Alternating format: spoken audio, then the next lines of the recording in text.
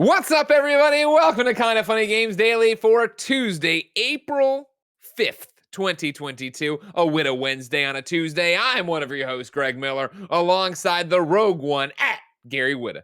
Feels good to be in such capable hands on this show, doesn't it, Greg? Gary, you're pushing it too far. Before we went live, Kevin Coelho, the glue who makes all this happen, said very clearly last night he blew up his desk. He tore it all apart and put it back together, and that was going to lead to some problems, all right? Yeah, he told me he's trying to put a VR sled, whatever that is, in his office. Now, he didn't tell me that part. I thought this is work-related. You're trying to put a VR sled in your office? First of all, it hurts my feelings that you haven't noticed the VR sled is in the background of all my shots. I moved it with me to the new space. I don't think I've seen you on camera since you've moved. Have we not been on a podcast together? Or like on MCU and review? Or what is a VR sled? No. I'm saying I had that in the background always before in the blue room. Now in the narrow room, I brought it with me. I brought everything. I brought the sofa with me. It doesn't matter. I'm going to open up a VR. I'm going to youtube.com/kindafunny. I'm opening up an in review right now. It's in the background. Kevin, what is a VR sled? Oh my God, it's the most amazing thing if you like racing games. You get the, we have the Logitech G. Is it like one of those rigs that people build for when they play driving games and stuff? That's exactly right. That's exactly what it is. Okay, so it's specifically for VR driving, racing. I guess you could do like space pilot combat type games in it as well. That's exactly right. Okay, all right. Amazing. It's a Kevin, 10 out of 10 experience. I'm looking at the MCU update one shots review. You're the size of a postage stamp, and it looks like you got another desk behind you. How would I know that's a VR rig? I don't know. It's tiny. You're tiny. Let's move on. You know, you invite Snowbike Mike over all the time. I don't get invited over. I don't get to come over, have pizza in the hot tub, whatever the fuck you people get up to over there. So what games do you play on it or in it? Well, the Gotham VR game, or not a Gotham VR game. What's the PlayStation? Arkham VR, PlayStation or Batman Arkham VR. No. No, PlayStation did a VR game, and it's really good. Gran Turismo Drive Club. The sports, Gran Turismo Sports. And, Gran Turismo Sports. But there was another one they did before that. It doesn't matter. Turn on your camera right now. Show me he's gone to all the effort to put a fucking VR sled in his house, which is amazing. And he can't tell you what he fucking plays on it. Kevin also broke his phone today. He's not having a good day, Gary. You shouldn't be doubling down on him. Give me your anger. Give me your anger, Gary. Oh, I will. I got plenty. I want to start with a positive thing, Gary. All right? Go on. Yesterday. Well, it's too late for that. We can turn it at any point. We can turn it around at any point. Yesterday, a game announced it was finally getting off the dead platform of Xbox and Xbox Game Pass and coming to PlayStation. And it's a game I know you love. So I want you to give everybody a pitch for Lake. It's a really fun little indie. Did you play it, Greg? So if you remember, for me in Lake is the game where you drive around in the 80s and you deliver mail in a small town. You're like you're a middle-aged woman driving a mail truck in a small Oregonian town, and it is every bit as fun as that should sound to you if you are a good person. I was all about it in previews and leading up to it and getting ready for release. And then Benjamin came and then it released after it. And it was one of those games I was trying to play in the very early days of being a father. And it is a chill game, which meant that I would start to play it and then wake up 30 minutes later on the couch. It's so chill. It has a great soundtrack. It's I actually think it has something quite profound, not to do any spoilers, but by the end of the game, I think you realize that you feel like this is like a game about nothing. Like nothing's happening here. There's no real consequence. Like who cares? There's no like high stakes or anything. It feels very indie, very kind of, up its own butt a little bit. But by the end of it, you realize it actually does have something quite profound to say about like not stressing too much about the choices you make in your life and how like shit will probably just work out in the end no matter what you do, and it's like not worth agonizing over every choice that you make. And you could tell that story as a movie or a TV show or write it as a book or do a stage play, but it works perfectly well. It's so perfect for the medium of video games where narrative is so heavily baked into the idea of making choices, and the story forks based on the choices that you make. And there's so much stress even in video games, Greg, about like, I saw someone talking about this the other day, like, oh, but what if I don't get the true ending of the game? And people were so stressed about like, oh, did I get the best ending, or did I have the best possible experience with the game? Did I see everything? Do I need to go through and play it again? Do I need to go look up the alternate endings on YouTube? Did I miss anything? That anxiety almost feels like a microcosm of the anxiety you feel in real life about, agonizing over the choices that you make. And I think the whole thesis of Lake is like, just don't fucking worry about it. Like you're going to live the life you're going to live. Don't worry about the road not traveled. And there's something kind of beautiful about it. It has good graphics, really nice soundtrack, driving around this cute little, coastal town. Everyone's super chill. It's like Twin Peaks, but without any. Like, you keep expecting it to get Twin Peaksy. Like, it's some weird. This is a video game, right? Some weird shit's gonna happen. Like, she's gonna turn out to have like Life is Strange powers or something. But none of that shit happens. It's just a middle-aged woman driving a fucking mail truck in a little town. She kind of has like a career crisis, and I love it for that. Right? Yeah. I love it for that. So I'm really, really glad that PlayStation gamers, assuming they're smart enough to appreciate it, are going to appreciate it. Well, as you know, like PlayStation, of course, a more boutique, refined palette of gamers. No. All the intelligentsia is on the Xbox, Greg. Oh, sure. Okay. Xbox Game Pass, the golden corral of video games. You're telling me? All right. They're showing up, they're putting their hands in the shrimp. Spoken like someone who's never actually had the chocolate fountain at Golden Corral. Damn, you got me there. That was a good turnaround, Gary. I was always more of an old country buffet fan. It really annoys me, by the way, that they advertise Golden Corral on TV here all the time, but there isn't one within 500 fucking miles. They put it on the commercial. I'm like, shit, I'd like to go to Golden Corral. It looks fucking great, but then you can't go. Why are they advertising these things that I can't have? To me, well, that way it builds a hype around it when you get there, and you think it's a big deal. Apparently, fights break. Apparently, Golden Corral's a bit like a slightly classier version of the Waffle House, like good food, but like fights break out there all the time. Sure. Well, that's gonna happen when you put buffets in. Look at Vegas. There's fights there all the time. Why buffets? Everybody knows it. Mm-hmm. Kevin, now you slacked me, and you have confirmed it's Drive Club VR. Is what you? Yeah, that's what I was thinking of. Gotcha. Okay. Well, that's good. With the sled. Do you remember who gave you the sled? Where did you get this sled from? Simtech, which I'm probably saying wrong, and I'm so sorry. Is it like a kit that you have to assemble? Is that one of those things all made out of like pipes and poles? There's actually a video about it. I assembled it while very, very sick by myself at the office. You remember that? I remember the video. I don't remember the sick part. Well, it's just one of those things. I had the flu. Everyone had left, and I was like, all right, like it had developed throughout the day, and I was like, I need to go home and stop. But like this giant package arrived, and I'm like, well, I can't not build it. You know what I mean? Yeah. So I built it, wiped it down, went home. Stayed home. That's a major VR is one of those things that demands a lot of space. Like you could, especially one of those. A friend of mine has one of those race car rigs. You got to really be dedicated to dedicate that much space in your house to something that you could be using for other things. The footprint of this is not bad. I used to have it in a closet for a little bit. Really? Yeah. You would like go in the fucking closet and play video games? That's right. And it only happened a couple times, and Nick got really upset about it. Yeah, I would watch the Kevin's Closet Twitch channel. I feel that could be a big hit. Yeah, I mean, we could have insulated the hell out of that too. Well, we didn't. Why isn't that a regular feature on KindaFunny? I would fucking upgrade my Patreon tier from nothing to one. Something.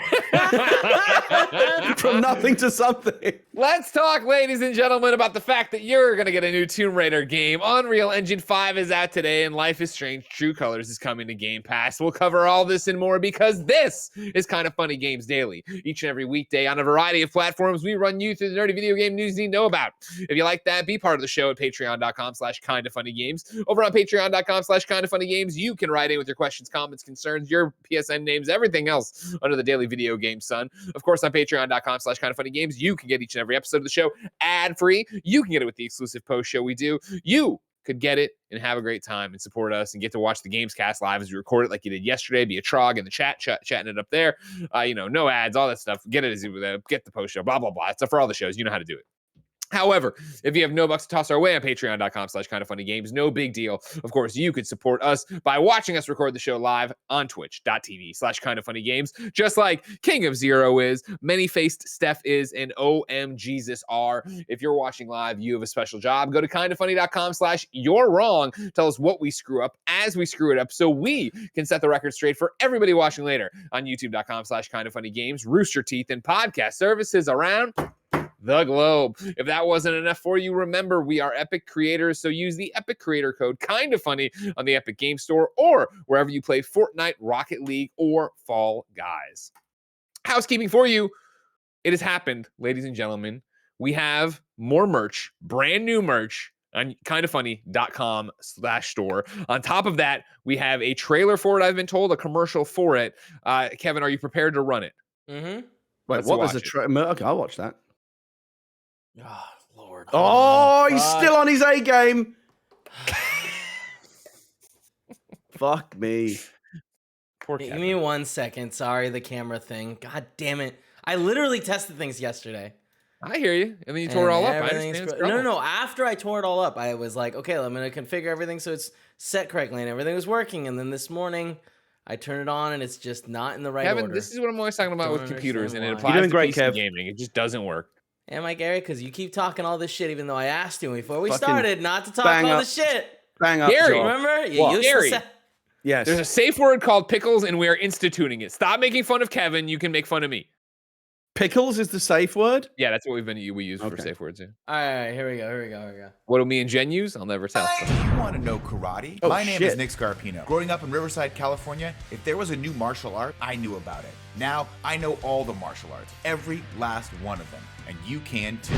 All you have to do is buy my Sensei Scarpino shirt at kindafunny.com/store. And Ki! Now you know all my techniques. Don't believe me? Ask this satisfied customer. Taken to the streets to show off my new martial arts techniques. Right now, we're gonna show them off right now. Excuse me, sir, would you like to take off your shoe and lie down for the internet? Thanks. Excuse me, sir, excuse me. Would you like to lie down and take off your shoe? For what? This is for martial arts. I'm good. He doesn't want to do it. He doesn't want to see what I got. That partner. Excuse me, sir, would you like to lay down and take off your shoe? Nope. Excuse me, ma'am. Excuse me, would you like to lie down and take off your shoe? Would you? Excuse me, sir. Excuse me, would you like to lay down and take your shoe off? Why? For martial arts. I mean, I guess. I didn't watch this yet. Let's just cut. Ki!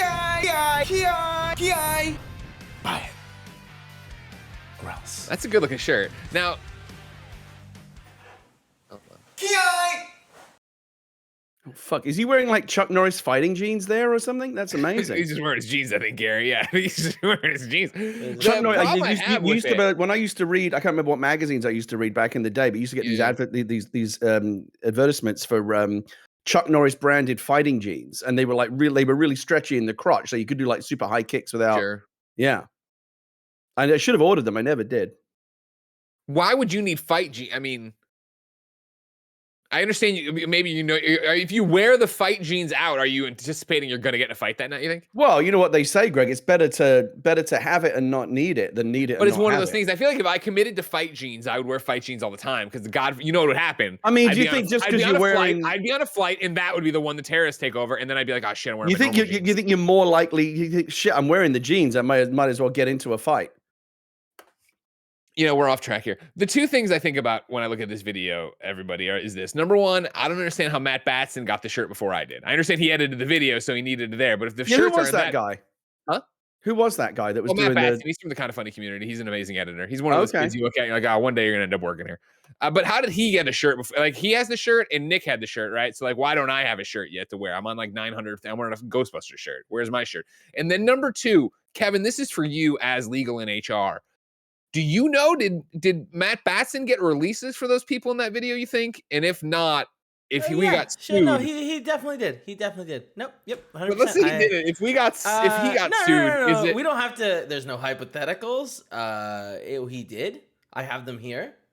Okay. Oh, you know, I'm sorry. I have an answer in the chat here right now. Joey Noel says, because I had them overnight the shirts to him. Wow, Joey. It must have been really hard to say, and Greg. That's all you had to put in that fucking email, right? Overnight the shirts to Matt and Greg. Two words change everything right there. And Greg. That's all you got to do. I found all these legal. Fun fact: they were all actors too. Those are all actually his friends. The guy who laid down has to be somebody we knew. Or Oh, so that wasn't a yeah, real man yeah, on the they street are. segment? That was fake? You know what, Gary? I mean, for the legal reasons, we're going to say all those people knew and are actors and friends of Matt's, and we're going to move on. More housekeeping for you later today. Kind of Funny This is a Wrestling good will be show going so up. far. It's a great show so far. YouTube.com/KindaFunnyPlays, over on YouTube.com/KindaFunnyPlays. Of course, you can go see all the streams we do on Twitch.tv/KindaFunnyGames. But most importantly, our Kind of Funny Wrestling one from yesterday, our first real full episode of KFW Midday Mayhem, will be going up live soon. So check that out. I want one of those t-shirts, by the way, the Scarpino Dojo thing. Okay, well, See, again, I feel bad for you because Joey could have just solved it for overnight these to Matt Batson and Greg and Gary. You know what I mean? Right there, Right. we added what, 2 more words? Clearly, you're not the priority, Greg. It sucks, dude. You know what I mean? It sucks not to be thought about at this place ever. Is it up there, Kevin? Kevin's showing it. I like that there's different variations of it too. Because and they're both fucking great. I want to get those. I want to get the shirt, and I want to get a pair of those like stars and stripes MC Hammer pants that DJ Barter wears in Napoleon Dynamite. Yeah, we can get. I'll order those. Think anybody wants a roundhouse kick to the face when I'm wearing a pair of these bad boys? Forget about it. It says if there was a new martial art, he knew about it. Yeah. Yeah, that's everybody. He knows all the martial arts. That is Thank impressive. you to our Patreon producers, Fargo, Brady, Pranksky, and Anonymous. Today we're brought to you by Chime, DoorDash, and Babbel, but I'll tell you about that later. For now, let's begin the show with what is and forever will be the Roper Report. Time for some news. 6 items on the Roper Report. A baker's dozen. Number 1, ladies and gentlemen, a new Tomb Raider game has been announced. We're going to go to Matt Kim over at IGN, who writes, Crystal Dynamics has announced a new Tomb Raider game and revealed that it will be built using Unreal Engine 5. Announcing the game during the State of Unreal 2022, Crystal Dynamics Tomb Raider franchise general manager Dallas Dickinson promised a, quote, high-quality cinematic action-adventure experience, but showed no gameplay or images and didn't reveal a release window or title. Dickinson said the game is looking to, quote, push the envelope of fidelity and is looking to create an experience fans deserve from Crystal Dynamics and Tomb Raider as a series. Crystal Dynamics becomes the latest major developer to move its next project to Unreal Engine 5. Other developers include the Coalition and CD Projekt Red, which has already announced that the next Witcher game will be developed using Unreal Engine 5. This will be the first new mainline Tomb Raider game since Shadow of the Tomb Raider, which was released in 2018. Crystal Dynamics is best known in recent years for rebooting the Tomb Raider series, showing us a fresh look at Lara Croft's origins in a grittier setting. In recent years, it has developed Marvel's Avengers and has been assisting Microsoft's Initiative Studio on a reboot of Perfect Dark. During the 25th anniversary of the Tomb Raider franchise last year, Crystal Dynamics director Will Kerslake spoke about unifying the storylines between the reboot trilogy and the original games, where Lara Croft is a more seasoned explorer. However, Kerslake also said Crystal Dynamics wasn't ready to announce a new game at that time. Gary, the question I have for you is, are you interested / excited for a new game from Crystal Dynamics? I asked the world earlier with a Twitter poll, and the final results are, with about 5,000 votes, 48% yes, 36 go and 14% go no. Are you excited for a new Crystal Dynamics Tomb Raider? Yeah, kind of. I've got a bit of a dirty little secret here, Greg. Oh, no. I like Tomb Raider. I was editor-in-chief of PC Gamer back in the 90s when Tomb Raider first became a thing. Tomb Raider 1 and 2, I played those a lot and I really enjoyed them. You know, they haven't aged well, but I did really enjoy them. But I haven't, honestly, and this is weird because you think, why not? I haven't played any of these new ones since since they did the dark and gritty reboot. I mean, maybe I played like the first level of the first one, and I just never went back to it. I know they're very well liked, right? They're all 3 of them, right? Tomb Raider, 3 out of this one, Rise, and Shadow. Is that right? Yeah, that's right. You know them. And they're all held in quite high regard, aren't they? They're considered very good. Oh, really? Shadow wasn't held in high regard. Oh, okay. Is that considered the weak link in the triptych? It was yes, it was. I've seen people today go around on it. I was a big fan of the first 2. And so I'm trying to get you right now where we are with the Shadow of the Tomb Raider on PlayStation has a 75, so it's not terrible. But I remember it launched with a bunch of problems, and I did not vibe with it. And it was a different team. People are pointing out, yeah, and stuff like that. But it was their one. It was the one. Eidos Montreal was the main developer on it. Crystal helped, but that was when. They were doing that is when Crystal was really ramping up and getting ready to launch Avengers, or at least was working on Avengers Hardcore, and why Eidos went and did Shadow. Shadow's the one that leaked off the subway, if you remember, in Montreal, where somebody was working on their presentation on the Montreal subway, and someone just took a photo and posted it, and we're like, all right, I guess that's the new one or whatever. Maybe the reason, I'm trying to remember because it's obviously several years back, and maybe the reason I didn't get into it is because I felt like at the time there was a big trend. Everything was getting rebooted, dark and gritty, and the new Tomb Raider was really like dark. It was bloody. I remember that image of like Lara, really kind of like tying off, like she like her arm was all fucked up, and she was like tying, like doing a what do you call it, a fucking tourniquet. a tourniquet on it, and it was, it was all like, oh, it's gritty and dark and bloody and gory now and whatever. It's like, I just kind of feel like everything's doing that right now. I don't know. I do know they are good games, and yeah, I'll play this new one. I tell you what, Greg, I bet you there's a bunch of developers at Crystal Dynamics that are fucking thrilled about being able to jump off that fucking Viking funeral barge that is Marvel's Avengers and get back onto a game that actually has a chance of people playing it. Jesus Christ.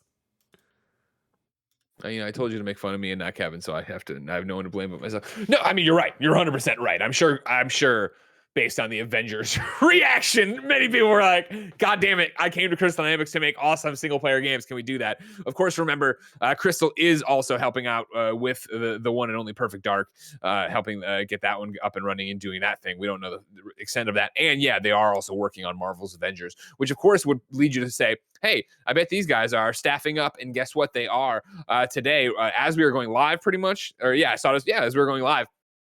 The one and only Jeff Ross, who was game director on Days Gone over at Sony Bend and has been making podcast rounds as of late, talking about stuff that was going on there in Sony. And he was the one who talked about the sales numbers for Days Gone. And there was a brouhaha for a couple days about it. He tweeted this: I'm excited to announce I now work at the amazing Crystal Dynamics as design director. That's all I can say that's all I can say, other than I'm thrilled with the project and especially the team of really wonderful people. I will become a Seattleite this summer, indicating his movie Seattle. Also, come work with me. And he's quote tweeting a list of a Crystal Dynamics thing that is our weekly list of job openings has been updated, including roles across all of our studios, California, Texas, and Washington. Come make games. Come make the games of your career. And they have lots and lots of jobs listed. Really, what? It's a good time to be a game developer right now. It's such a seller's market right now in the video game developing job market, right? Like so many places are hiring. It seems like staffing up big projects. Lots of opportunities out there for game devs. Now, you, of course, stumble into one of the major questions of the day as we go through this, and we'll go to Grezick, who wrote in to patreon.com/KindaFunnyGames, just like you can, and says, so, Crystal Dynamics announced they're making another Tomb Raider game. That's hardly shocking, but given that they are also working on Perfect Dark, does this make you at all nervous about the resources they're allocating to Avengers going forward? Does this at all alter your forecast of the game's long-term longevity? Thanks for all you do, Grezick. Now, Gary, I know that it's all fun and games to make fun of Avengers for a number of well-documented and well-earned reasons. On Gamescast this year in January, when we did our predictions episode, one of my predictions was that Crystal Dynamics would announce they're working on a Tomb Raider. I think I might be putting these out of order, but I didn't give dates to them. But it would be that they would announce they're working on a Tomb Raider. They would do one more major update for Avengers, and then they would wind it down at some point this year and not do it. That's still my prediction, and this doesn't change that. It's interesting when you read, the Jeff Ross quote tweeting dynamics, right, of them having California, Texas, and Washington, and we're talking about the fact that there's Avengers, which we know is run out of the Bay Area Crystal Dynamics. Then, of course, whatever's going to be happening with Perfect Dark and whatever's going to be happening with this Tomb Raider. I'm not saying, obviously, 3 studios are each one's working on their games. I'm sure they're cross-collaborating, let alone the fact people are probably working from home. But it does make Crystal Dynamics seem a bit bigger. And so it gets interesting in terms of, okay, how many people are on what game? Obviously they're not full steam ahead on Perfect Dark. They're obviously helping with Perfect Dark. That's not their game. But where does that leave the size of the Avengers team? And where does it leave where they are right now with this Tomb Raider game? Because obviously this Tomb Raider game is still a ways out. Not anything that's going to be, you're going to be playing anytime soon. It's a weird one to go back and forth on because I feel like we don't have enough information on the board. We just have, obviously, the fact that we're jumping around and going between this, that, and the other and trying to figure out who's doing what, or, over at the initiative, they're doing the main thrust on Perfect Dark, but there's been rumors of how many people have left the initiative, but then Crystal Dynamics has been working on it. But what does that play into this? It's a mess to try to figure out without anybody coming out and saying straight up what's going on. I know this is a bit of a subject change. It's all. Let me just put one pin on this. So for Grezick's question, it doesn't for me change what I think is happening with Avengers. I think Avengers is winding down. I think that they've brought it down to a smaller team. Do you think it's moribund? Yeah, I still think you're going to get that She-Hulk stuff. I talked about this on a Games Daily recently, I think, but it was that I think the She-Hulk rumors that were true are happening. I think that they're waiting for the MCU show, and I would think that once that cork pops and that stuff comes out, that's if it's like Black Panther, that'll be the last big push where you get one big She-Hulk expansion, and then that'll kind of be it. The thing about live service games, a couple of thoughts on this, and I know this is a kind of a segue from Tomb Raider. Do you think, Gary? It's such a high risk, high reward. Well, I mean, even the high reward part's debatable, but we know it's high risk, right? For every Destiny 2, there's 10 other games out there that try to, have a perpetual live service kind of thing, and they just can't pull it off. And I mean, look at something like, for example, Anthem, right? One of the biggest and best developers in the world with one of the best track records, BioWare, could not make it work. Marvel's Avengers, right? Probably in the top 3 most well-known entertainment properties on the planet right now is like Marvel and Avengers, right up there with like Star Wars and Harry Potter and the big stuff. And tied in with a developer with a great track record, could not make it work. But because it's live service, not only is it like more likely to fail because we haven't, developers seemingly haven't figured out how to really get that genre. They haven't nailed how to make that genre work and how to make it make money and keep people playing, time after time on this kind of never-ending treadmill. It's really, really hard to do. That when it does ultimately end, the failure is that much more visible, right? If a game comes out and doesn't sell very well, then that we move on to the next game, right? The game is like a thing in a box, and you either buy it or you don't. But when it's a thing that's being like constantly maintained, you do get to this point where, with like an Anthem or maybe arguably this sometime in the future, where they have to kind of have this horrible announcement where they say, "Yeah, we're just going to switch it off because no one's playing it anymore, and we've tried everything and nothing's worked, and like it's done."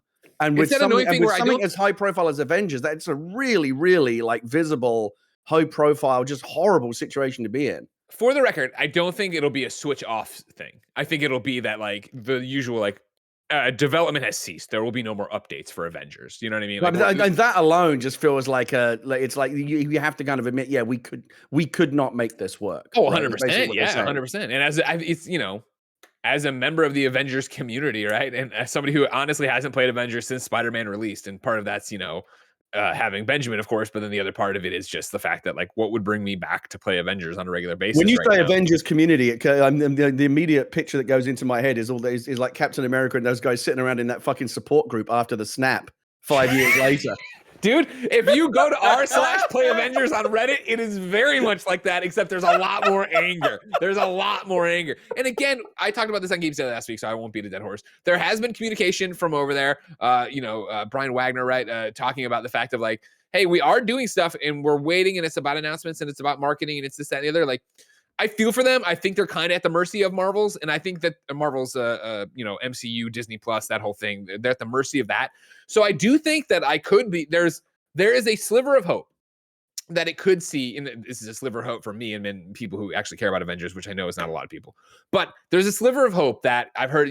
There's been a rumor of a Jane Foster character getting ready to release for Love and Thunder, the She-Hulk stuff I talked about yet. There's a sliver of hope that when they really hit it, the MCU get going, there'll be some stuff here for it. But like, to your point, Gary, like that will satisfy me and a few other fans for a couple weeks, maybe. It was not going to bring that game back. That's the problem, Greg, with these live service games is the community is just this like voracious beast that will just consumes content immediately. It's like, what else you got? Yeah. Yeah. It's like when I feed my dog a treat, like she doesn't even chew it. She just fucking wolfs it down. It's like, what's next? Sure. That's what it's like making content for one of these live communities where it takes you ages to make it. It comes out. They immediately are done with it. Okay, now what? Give me more. The counter argument I would make, though, is that if you nail it, the people are happy. And I would go to the fact of like, how many times have I ever, we cover video games, and I'll throw out God of War. We cover God of War 2018 for years and talk about it and all these things in the lead up to it. You get it, you play it for a weekend, maybe 4 days or whatever, and we beat it, you platinum it. You have Corey Barlog come on for the spoiler cast, and you have to ask him, well, what's next? This exhausted husk of a man in the spoiler cast. We want to talk about what's going to happen next. However, God of War is a masterpiece and a game that's beloved, and so you don't sit there and go, man, that didn't live up to expectations. I'm so antsy for what you want more, of course, but you're not sitting there going like, I didn't get enough. And I feel like that's the push and pull of live service games, where you get stuff and you're like, okay, cool. War for Wakanda was neat, but you've promised this, patrol mode or this, that, and the other that would actually have me coming back and doing it, but it's not there yet. Like, I want more because I'm trying to figure out a reason to play this game over and over again, which is the struggle with these kind of games of how do you keep people engaged that way. Going back to Tomb Raider, because this segue is getting a bit depressing. Sure. Do you... The first 3 games were fairly straightforward, kind of linear, Uncharted, like you're on a critical path type games, right? You're talking about the reboot, yeah. Yeah. Do you think these will be more of the same, or do you think they'll try and do something? Do you think they could do like open world, or do something kind of more radical? Do you think they'll change it up, or do you think it'll be more of the same? I think it'll be more of the same, but it's like, remember that and it's also interesting. Let me, before I get too far into it, the trilogy we just had, right? The reboot trilogy. Remember, it did start doing open world areas where it was still very much a linear story, but there were open world areas for Lara to explore and go get stuff and find the fires and shit like that. I think it'll be more like that. I wonder, this is obviously the most top level announcement of a thing, and then even for this, as Matt calls out from the 25th anniversary stream, they're talking about the Will Kerslake spoke about unifying storylines between the reboot trilogy and the original games, where Lara Croft is a more seasoned explorer. That, of course, makes it sound like they're going to stay in this reboot trilogy they did, starring Camilla Luddington, of course. It'll be interesting to see if that's the case, or if they are doing something different, if they are starting with a more seasoned Lara, if they are ignoring those, are they doing the thing? Where do you go with that? But we'll wait and see, I guess, on that one. I do have another question for you, though, Gary. This one comes from Robert. Robert writes in to patreon.com/KindaFunnyGames, just like you can. It says, hey, KFGD, in recent years, game announcements like Tomb Raider and the next Witcher have seemed more like companies posting help wanted signs. Do you think the games industry is having a problem bringing in new people, or has it always been this way and I've never noticed? Hope you're having a blessed day, Robert. I mean, it goes back to what I was saying earlier about how it just seems like there's a lot of recruitment going on in video games these days. Studios opening, taking on more projects. The video game industry, just anecdotally from like where I'm sitting, seems like it's growing really, really fast, right? Sure. And the job market may actually be struggling to keep up. At the same time, other studios, we see studios closing and people getting laid off all the time as well. So like there's this constant saga. You see it on Twitter all the time, right? Oh, the studio closed. And then like 50 other developers will jump in and say, we're hiring, come work with us, right? And so there's this constant kind of circle of life that's happening in the games market right now. Yeah. To the point here, though, I think what you're talking about leads to this, where I think, it is, you announce these projects and get out there because, you do want to be competitive and you do want people to come there. And it is right now people trying to get talent into their studios, and it is a competitive market because there are so many great studios making great games right now that I think it is easier for a CD Projekt who can come off of Cyberpunk, which obviously had a number of problems, and say, all right, no, for real, the next thing, we're hiring for The Witcher. So if you loved The Witcher games, come work there. And the same thing for Crystal Dynamics, right? Where Avengers has not been kind to their image. Avengers has not been kind to the Crystal Dynamics legacy. And so for them to come out and say, you know what? We are making a Tomb Raider. We need people. Jeff Ross is announcing his job and quote tweeting the job postings they put up. I think it said 18 hours ago. Like, we need people for games, and wink, wink, we are working on this game. So come be there. It's easier to do that than I think in this, depends person to person, game developer to game developer. But I think it's easier to do that and get a lot of good will behind you from both the audience and, of course, then people looking for jobs than it is if Crystal Dynamics was just putting out that, hey, we have a bunch of jobs opening. Like, but I don't want to work on an Avengers game. I don't know what your guys are doing, blah, blah, blah. It's easier to do that. And, there's always back channels, of course, of talking to somebody you would know at the studio, find out what they're doing. Studios, from what I understand, of course, I've never worked at a video game studio, but I've talked to a lot of people who have applied at a lot of them. It depends on what the project is, the size of it, if they'll tell you ahead of time during your interview what you're working on, or if they'll NDA you to hell after you're signed up and then make you do it or whatever. But it's really that kind of thing. And I think, when you look around when you think of a Crystal Dynamics and you think of the kind of games they make, what do you think of? You think of Naughty Dog, Insomniac. You start tossing out these names that are also making, third-person action adventure games to that degree, right? And like, if I saw all those on a list of people, would you look at Crystal and go, well, Crystal's where I want to go? They just fucking knocked it out of the park with Avengers, right? Like, Avengers has been like such a miss that we sit here going like, man, is Square Enix going to drop Crystal? Are they going to pull like an IO and just get rid of them and sell them off and do whatever? Like, does Square believe in its Western studios and yada, yada, yada? There, whole different argument, whole different podcast there. But I think this makes it more enticing to work there, more exciting, and get goodwill behind it. Who actually owns the Tomb Raider property? Is it Square or is it Crystal Dynamics? No, it's Square, right? It's got to be. Well, IDOS had it, so it must have been when they bought IDOS, they got it that way. Right, yeah, because it was, IDOS was the company that, gave birth to it back in the 90s. Yeah. Oh, no, Core Design was the company that first created Tomb Raider. But they're Lara Croft. At this point, right? And then IDOS, it kind of morphed into that. So, I wonder if Crystal went to Square and said, can we make a new Tomb Raider game? Or Square said to them, we want you to make a new Tomb Raider game. Either way, it feels a little bit almost like a bit of a retreat to safer shores after 100%. wading into the toxic waters of Avengers. They got a little bit burned and like, fuck, let's just go back to what we know we're good at, you know? I mean, let's go back to let's go back to tried and true things. And I don't even mean for them. I mean for the video game industry. Like, you can look at Avengers and see how long we had heard rumors of it, how long it was till it got out, the delays and stuff and you can clearly see that like it was this idea of like games services are huge right now. We should do that. Yeah. You partner up with Marvel, you start working on it. And as you're working on that game, you like look out your window and you see all these games as a service failing. And you're like, uh-oh. And you see people getting angry about games as a service, like, uh-oh, like we are on a path here that is hard and already, laid bare with the bones of the games that tried to go and do this before us. And like, by that point, you're on the ride, the bar's down, you're, up the roller coaster. You got to ride it out. But that wasn't the only news to come out of the state of Unreal, ladies and gentlemen. I have another report here. This is from Giuseppe Nelva over at Twinfinite, recapping everything that happened there. Today, Epic Games hosted its State of Unreal live stream, focusing on the latest news about Unreal Engine 5. While the engine was available in early access before, today it launches in its 5.0 for all developers. We also got the announcement of a project named Lyra, which is basically an example of a game running on PC and consoles that can be used as a base for games.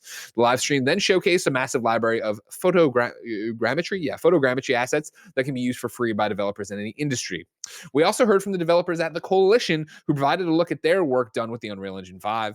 The next segment features CD Projekt Red, which just announced a partnership with Epic Games and the move to Unreal Engine 5. And then lastly, we got the one more thing, which was the message of Crystal Dynamics saying the next Tomb Raider in development and will be powered by the engine. I watched that Coalition demo this morning with the cavern. Did you see that? I saw screens of it. I didn't get a chance to watch it. I was in a demo myself. It's very short, but it's cool. It wasn't as impressive to me as The Matrix Awakens, which was genuinely really impressive. Like that was the first thing I've seen since the arrival of the PlayStation 5 and the Series X where I felt like I was looking at something truly next generation. For sure. Basically, what Coalition does, obviously, the Gears studio, you would assume they go off and use it there, but games always look good for them, period, let alone what the Unreal Engine 5 can do. So we will wait and see as, video game developers continue to get their hands on that and do all sorts of stuff with it. Now, speaking of getting your hands on that, let's talk about patreon.com/kindafunny or patreon.com/kindafunnygames. What I was going to say is if you go to patreon.com/kindafunnygames, you could go be a platinum member and get your hands on the new Kinda Funny wrestling shirt. Of course, if you wanted to give us a fewer bucks, that's no big deal. You could get the show with the post show. You could get the show with your questions right on it. And of course, you could get the show ad free. But guess what, Jack? You're not listening on patreon.com/kindafunnygames. So here is a word from our sponsor. No one likes waiting on a paycheck, especially when you've got bills due. Good thing there's Chime. Now you can get your paycheck up to 2 days early with direct deposit. That's up to 2 more days to save, pay bills, and generally just feel good about your money situation.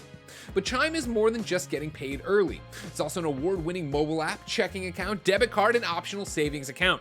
So what are you waiting for? Hopefully not your paycheck. Get started with Chime today. Applying for a free account takes less than 2 minutes. Get started at chime.com/kfgames. That's chime.com/kfgames. Banking services and debit card provided by the Bancorp Bank and Stride Bank NA, members FDIC. Early access to direct deposit funds depend on the payer. You got back-to-back meetings, errands to run, and chores to take care of. What's the secret to clearing your to-do list? A little help from DoorDash. You can get dinner, household essentials, and everything on your grocery list delivered. I'm going to pause the ad and tell you, ladies and gentlemen, how do I know so much about DoorDash? I used it this morning.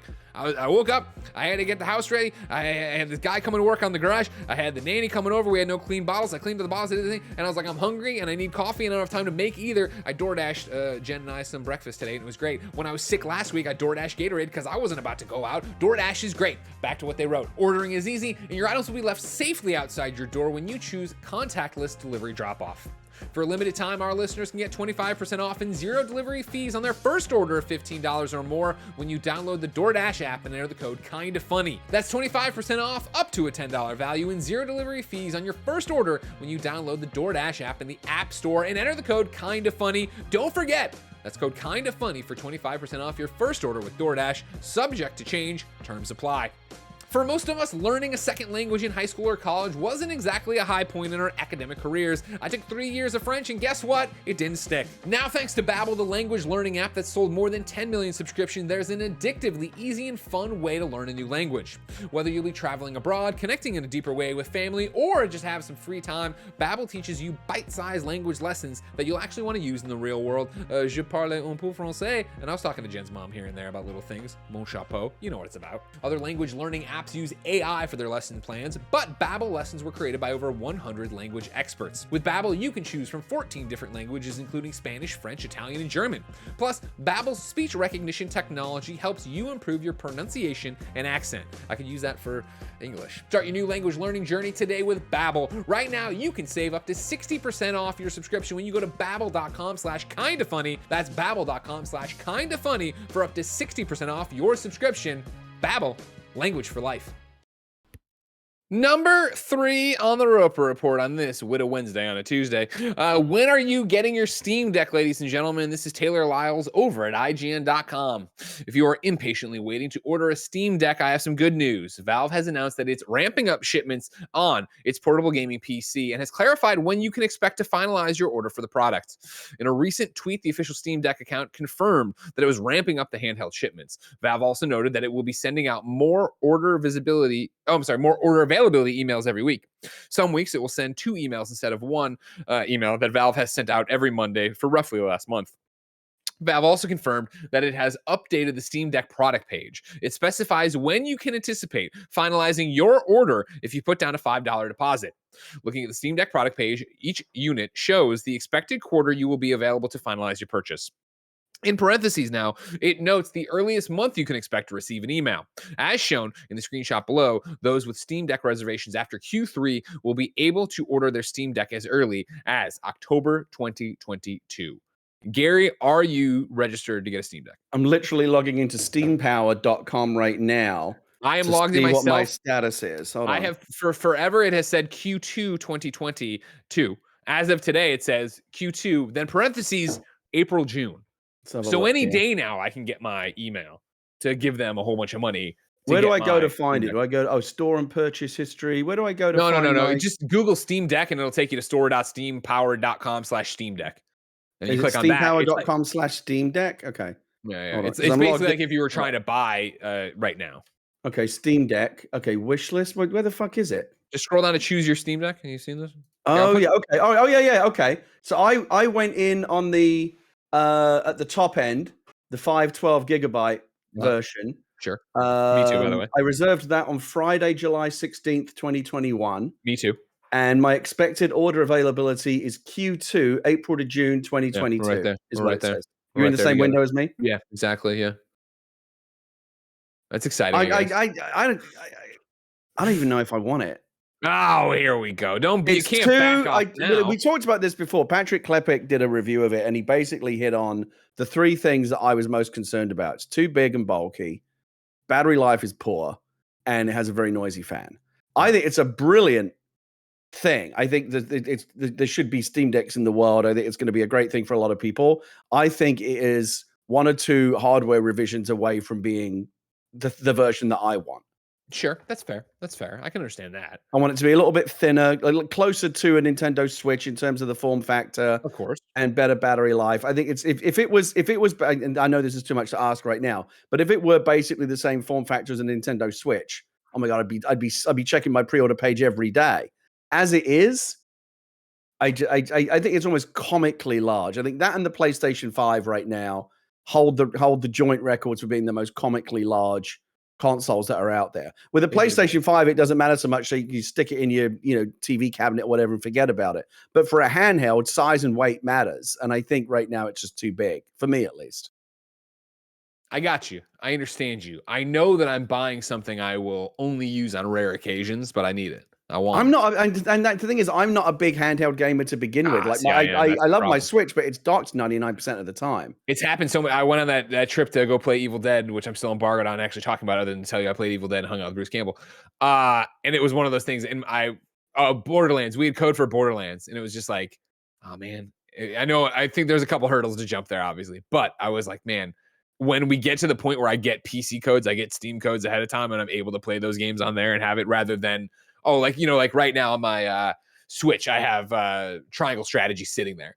And it's like, that's when I when I know I'm going on a trip and I want something to play, I need to get super into that. I need to do that. But that for me is we're in a very specific situation. Whereas I feel like with Steam Deck, there'll be more situations where I'm like, oh, we're watching something upstairs, but I want to play this kind of game. Does anybody know if you can plug like a battery pack into it? Like a charging, if you had yes, I know what you're asking.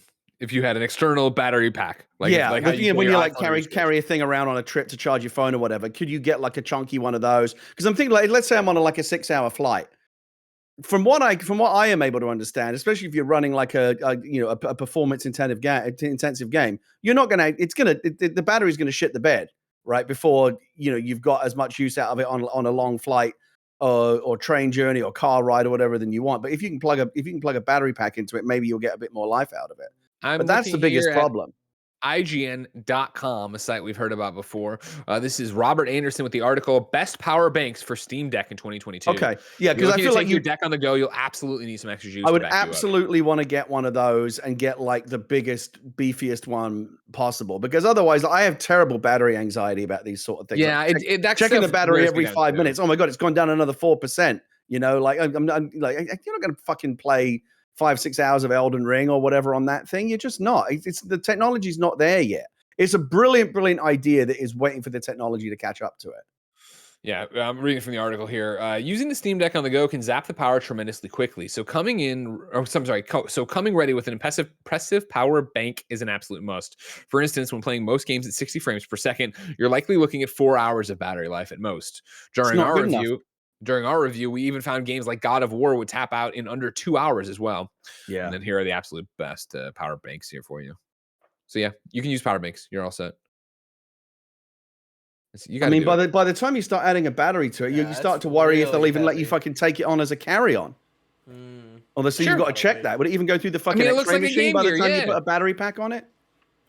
I guess it's just what you expect out of this thing. I'm not expecting it to be my primary thing that I'm playing 9 hours of games on. I think it's going to be that I want to go tinker with. I got an indie code. I want to go tinker with that while we watch TV or do something. You know what I mean? And I'll play it for a couple hours. Yeah, and everything's with first generation hardware like this, everything's a compromise. Like on the one hand, they're going, "Oh, it's actually really impressive, 60 frames a second," all this kind of stuff. But again, if you're gonna crank it to the level that looks good in like a 5-minute demo, just bear in mind you're not going to be playing that for more than 3 or 4 hours if you're lucky. I understand that it's got very, very tweakable settings. And you can get more life out of it if you drop all the settings down, but then that defeats the object of it being this powerhouse. Right now, you're just playing on a shitty PC. So I don't know. Like I said, I think two more. My prediction is that the Steam Deck is going to be a successful thing. They'll do another revision, but Steam Deck 3, I think they'll get it down to like a better size. Batteries are getting better all the time. Technology is getting smaller all the time. It's a couple of revisions away. I'm excited for that version. Number 4 on the Roper Report, Assassin's Creed is invading Fortnite. This is Eddie Makuch over at GameSpot, who writes, as rumored, Assassin's Creed is coming to Fortnite. Ubisoft's stealthy, stabby series becomes just the latest big-name franchise, crossing over with the popular Battle Royale game when Ezio and Eivor join the roster this week. The Ezio outfit launches from the in-game shop on April 7th at 5 p.m. Pacific. The DLC comes with both Ezio's Hidden Blade and pickaxe. Which version of Eivor is it?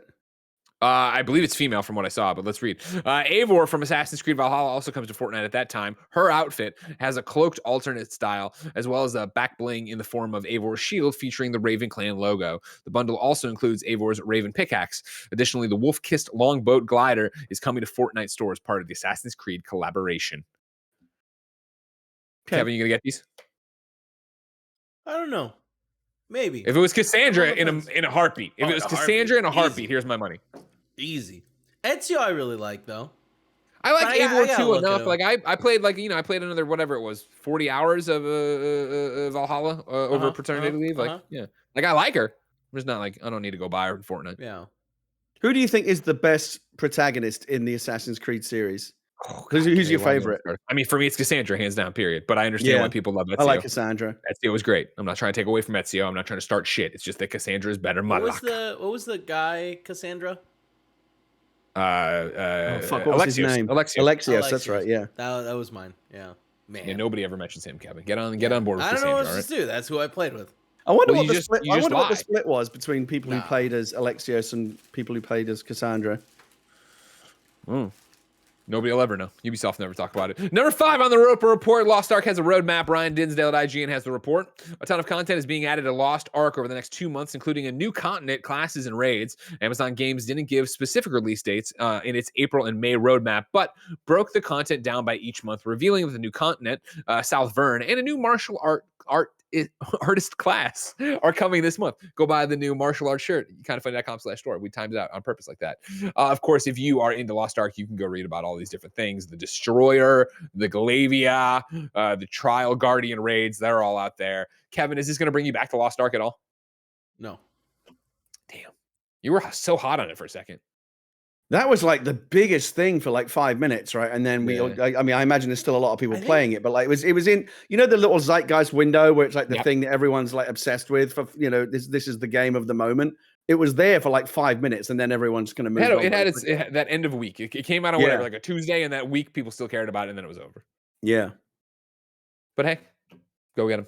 I got some quick hits for you too, as to close out this episode. Number 6 here. Reggie, of course, you remember Reggie from Nintendo, is putting out a book, and he tweeted this today. You asked for it, now you can get it. Disrupting the Game in audiobook, narrated by me. My stories in my voice, available May 3rd, wherever you get your audiobooks, including Apple and Audible. Pre-order today. If that wasn't enough for you, I announced it yesterday, or I guess on today's Gamescast. Reggie is coming to the Kinda Funny Gamescast. So write into patreon.com/KindaFunnyGames with your questions for his illustrious career. Reggie once told me that I'm smart. I'm going to put that on my fucking tombstone. So he didn't know you that well. He was just what he said is passing or something. Yeah. It's before he got to know me properly. Yeah. Gotcha. And then your other quickie is that there's no more content coming for Ghost Recon Breakpoint. They put out a tweet that said, "Hey Ghosts, first we just want to say thank you for all the love and support you've brought to the game. During the past 2 years, we released more than 11 updates and supported several unique initiatives, from the Ghost experience, the return of AI teammates, special operations with Sam Fisher, working with R6 operators in Operation Amber Sky, and lastly, our Plant a Tree project. We have been hard at work to add extra content for Ghost Recon Breakpoint. The last 4 months marked the release of our final piece of content, the brand new Operation Motherland mode. Tons of new items, including 20th anniversary iconic outfits and quartz items for Ghost Recon Breakpoint. We will continue to maintain our servers for both Ghost Recon Wildlands and Ghost Recon Breakpoint, and we truly hope that you will continue to enjoy the game and have fun playing it in solo or co-op with your friends. From the entire Ghost Recon team, we want to thank you again for your continued support and love you have shown the franchise. The feedback you've given for Ghost Recon Breakpoint has been instrumental and will help shape the future of the franchise." Do they still have NFTs in that game? I believe that's what quartz is when they talk about. Oh right, yeah, that's what they called it. I thought they kind of walked all that back, didn't they? I think they put it out and like just nobody fucking cared. I mean, people hated it. People fucking hated it, but I don't think people like really committed to it. Didn't Klepek do a thing where it's like a handful of people actually were using them or buying them, and nobody cared in the game? Right. Yeah. Gary, I can't wait to see what the next thing that'll come out that people won't care about is, but that's so far away. If I wanted something more immediate, say what came to the mom and grab shops, where would I go? I'm trying to think of a good voice that I could do it in, but I'm not thinking of anything good, so I'll just do your the Barrett normal impression. one. My what? Barrett impression. What would that be? I don't know. I don't know. I'm challenging you, talented voice actor here. I don't know. Barrett doesn't really have a signature, like a very not say he doesn't have a distinctive voice, but there isn't there's nothing for me to like lock onto as an actor. Do your Cleveland accent there. I would have to live. I would have to live. I would have to do like what those. Just fucking intro the list. Live with Barrett for like a week. Take all my meals with him. Shadow him. Follow him. Like walk in his shoes. Really learn what it's like to be Barrett Courtney. And then maybe I could come up with something. But otherwise, I feel like I'd be selling him short. It's just not an interesting voice to do, honestly. Gary, I would love for you to do your American radio talk show voice. Where are you from originally, Barrett? Cleveland. Okay. Is there much of an accent associated with Cleveland? I don't really know. I don't think so. My grandparents like to say Monday and Tuesday and shit. Monday and Tuesday. I don't know. Yeah, I don't know where that really comes from, and they're both from Ohio. I don't know. All right. But yeah, give me. Bob's says it in the chat. Give me some Carson Longcock. I haven't done Carson in a long time. I don't know if I could do him right now. It hurts my voice. I had to stop doing that character because it hurt my voice to do it for long periods. The official. Can I do it? If you can, you can. If you can't, you can't. Ah, let me Carson. So I deliberately picked the name Carson Longcock Sure you because it allows me to really lean into the American pronunciation, like Carson. Like I would say Carson, right? If I say Johnny Yeah. Carson, I don't hit the R, but an Sure. American would. They would say Carson, right? They would hit the R in the middle of the word, and then I would with the Longcock, I would just pronounce the O like a hard O, Longcock. But Americans go Longcock. It's more like AHN Longcock. So Carson Longcock is like immediately easy for me to sound American. See, but I do put thought into the shit that I do, Greg. I know. it doesn't seem no one that ever said way. you didn't. No one ever said you didn't. It's just The you official choose what list you want to of- do. The official list of upcoming software on each and every platform, as listed by the Kinda Funny Games Daily Show hosts each and every weekday. Yeah. Out today, before we leave on all the PlayStations, Lethal Dungeon on Xbox One and PS4, Lego Star Wars: The Skywalker Saga on all the PlayStations, all the Xboxes, Switch, and PC. MLB The Show 22 on all the PlayStations, all the Xboxes, and Switch. Replica on Xbox One and PS4. Caddy in Meow Meow Land is available on PC and consoles. Noble Fates Bandits Update is available now. And then Red Dawn Online has triple rewards on hardcore Telegram missions and featured series, free community outfits, and more all month. New dates for you. Trek to Yomi is coming to PlayStation, Xbox, PC, Game Pass May 5th. My Time at Sandrock Blooms is in early access on May 26th. Apple Arcade has a bunch of games coming. Gear.club Stradale is launching on April 8th. Moonshot, A Journey Home, April 22nd. Sonic Dash Plus, April 8th. Pro Snooker and Pool 2022 Plus, April 15th. Construction Simulator 2 Plus, April 15th. And then Prune Plus, April 29th. Pokemon Go had an announcement following last month's Niantic Community Day. We're excited to announce April's Community Day on Saturday, April 23rd, where thousands of explorers are expected to meet up with other players in their local communities and cities around the world. Capital Sparks of Revolution is coming out April 28th on PC. Trolley Problem Incorporated is launching on PC April 21st. Then, CD Projekt Red today announced that a new card drop for Gwent, the Witcher card game, is now available across all supported platforms alongside the latest update to the game. Dubbed Forgotten Treasures, the card drop features 21 new cards for you to go play and have fun with. SnowRunner is arriving on PlayStation 5 and Xbox Series X on May 31st. If that wasn't enough, ladies and gentlemen, I do have a deal of the day for you. It's your Xbox Game Pass update. Today, you will get on Xbox Game Pass Cricket 22 on cloud and console, and then MLB The Show on cloud and console. April 7th, Chinatown Detective Agency comes to cloud, console, and PC. Excuse me. Dragon Age 2 comes to cloud. Plants vs. Zombies Garden Warfare comes to cloud. Star Wars Squadrons comes to cloud. April 12th, Life is Strange True Colors comes to cloud, console, and PC. Play it, please. It's a great game. If you have the chance, go get it. Panzer Core 2 comes to PC. The Dungeon of Nalubec comes to PC. And then Lost in Random comes to cloud, console, and PC. Snooker and cricket. What a day for British sport. They're building it out for you. You know what I mean? I might get that Cricket for you. 22. I used to enjoy playing cricket. I could play cricket and MLB The Show back to back on stream just to kind of demonstrate the similarities and differences between the two sports. I'm sure my audience would find that fucking fascinating. We asked people watching live on twitch.tv/kindafunnygames to go to kindafunny.com/you're wrong and tell us what we screw up as we screw it up. So we can set the record straight for everybody watching later on youtube.com/kindafunnygames. Rooster Teeth podcast service around the globe. Zach writes in with the one thing we got wrong. It says Ubisoft actually did say that about 70% chose Alexios and 30% chose Cassandra. Just to be clear, you got that wrong, not we. Don't fucking drag me into it. I asked the question. You're the one who gave the wrong answer. Gary biffed that, everybody. You know what I mean? It's funny that that's the thing, but like everybody talks about Cassandra from that game. Nobody cares about Alexios.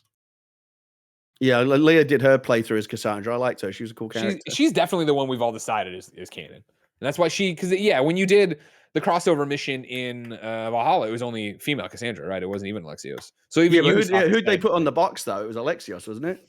I think it was both of them. Yeah. Right? Was it? I thought it was just him. Oh, okay. I could be wrong. Maybe I'm wrong. I don't know. I don't remember. Is there a canonical? Yeah, right? It is Alexios, right? Well, no, canonical. No, Cassandra is the canonical. Yeah, that's what I was just saying. Like she's been now, established as canon because she's the only one in Valhalla. You picked the wrong horse, Interesting. Kevin. You lost. Speaking of losing, no, I'm kidding. Tomorrow, you're not losing anything. You're getting some more Kind of Funny Games daily. It'll be Blessing and Janet. Then Thursday's going to be Tam and Tim. And then Friday, it will be Blessing and Andy to close out your week. Remember, okay. Bander SN says you could flip the box art around to get Cassandra. So there you go. Oh, that's a cool idea. But it's just, I didn't even think about it out of the box. You know what I mean? I can't remember the last time I had a game in a fucking box. Don't need them. Don't need them. Don't want them. If you're watching live on Twitch right now, the show doesn't end, of course. You can go to Twitch, or you'd already be there, I guess. You're going to see Mike and Blessing play some Sonic games, apparently. They like to change everything in 2 seconds, though, so who knows if that's actually happening. If you want to check it out later, youtube.com/KindaFunnyPlays, where, again, KFW will be going live today, so you can see all the crazy shenanigans we got up to yesterday. Me and Gary have a post show to do. You're going to be able to catch that later, patreon.com/KindaFunnyGames, where, of course, you could write in to be part of the show. You could get the show ad-free. You could get that post show. You could go over to patreon.com/KindaFunny right now, sign up, and you'd get to watch us record the Kind of Funny podcast later this afternoon live. There's a million ways to support. Of course, if you want to do it for free, twitch.tv/KindaFunnyGames, youtube.com/KindaFunnyGames, podcast services around the globe. Like, subscribe, share. If you're using the Epic Game Store, use the creator code KindaFunny. If you're not even on the PC, I understand, while you're playing your Fortnite, go ahead and use KindaFunny on any platform you're using. You can do it. Gary, we got a post show to do. Yeah. Kevin, you did great today. All right. Don't worry about anything. We understand the desk blew up. Until next time, it's been our pleasure to serve you.